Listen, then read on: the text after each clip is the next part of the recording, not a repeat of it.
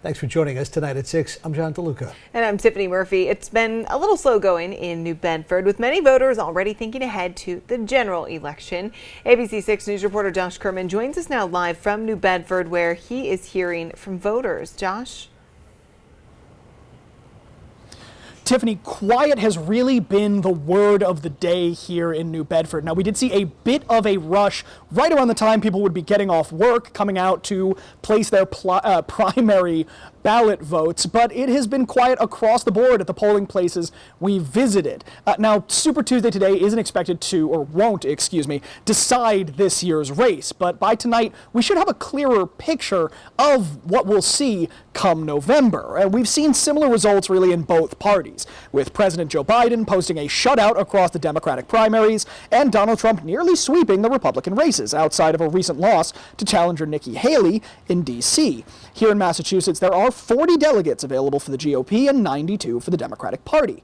Candidates will need more than half of the total delegates across the country to win their party's nomination. Speaking with voters, age has been a big concern on both sides of the aisle, bringing people out to vote. Well, I feel that the president that we have now, I'm not saying that he's a bad president, but next 4 years is going to be tough for him physical. I think Joe Biden has done a terrific job. Yeah, he's 80 years old, and Mr. Trump isn't a hell of a lot younger.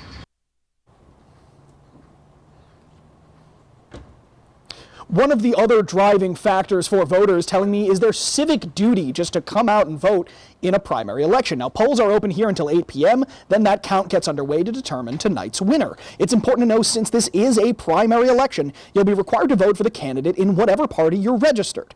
Unenrolled voters can take either ballot. Now, again, that is 8 p.m. when polls close tonight, and it is important to know if you are at a busier location, so long as you are in line by 8 o'clock, you'll still be allowed to vote in tonight's primary. Now, we'll continue to speak with voters as they come out to see what's driving them get out of the polls as we close in on that 8 o'clock deadline.